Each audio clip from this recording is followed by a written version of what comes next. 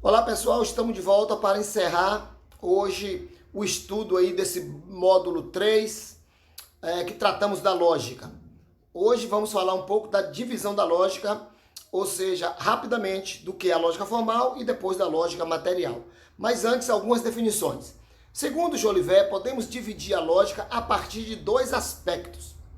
Esses aspectos, eles determinam necessariamente a estrutura da lógica formal e a estrutura da lógica material. Primeiro, considerando as condições que asseguram o acordo do pensamento consigo mesmo, abstraindo o particular para chegar a uma validade universal. O que dá base para isso são os princípios, as regras e as leis lógicas. Ou considerando as condições que decorrem das relações do pensamento com os diversos objetos a que se pode aplicar.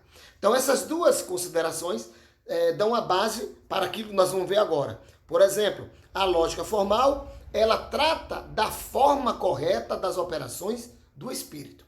Portanto, a lógica formal ela vai dar conta dos princípios, das leis, das regras, dos objetos que perfazem a estrutura da operação do espírito.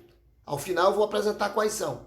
Segundo, a lógica formal, ela deve assegurar o acordo do pensamento consigo mesmo, a partir da aplicação dos princípios lógicos fundamentais.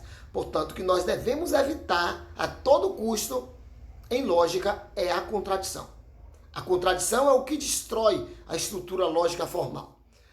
Terceira coisa, em razão desse risco da contradição, a lógica formal clássica deve explicitar e definir as três operações do espírito, que é o que nós iremos estudar a partir da próxima semana, depois da elucidação dos princípios.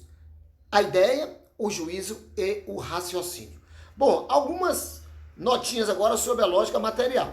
Primeiro, a lógica material, ela determina as leis particulares e as regras especiais decorrentes da natureza dos objetos a conhecer. Então, nós já percebemos que há uma diferença bem clara aí entre a lógica material e a lógica formal. Segundo, a lógica material ela deve definir os métodos que algumas ciências, tais como a matemática, a física, a química, as ciências naturais e ciências morais, trabalham. E, por fim, muito importante, a lógica material estuda as condições de certeza e os sofismas pelos quais o falso se apresenta com aparência de verdade. Esse é o objetivo central da lógica, né? Descortinar os riscos que permeiam a linguagem no momento em que nós usamos sentenças, proposições. Amanhã veremos a revisão geral da semana. Até lá!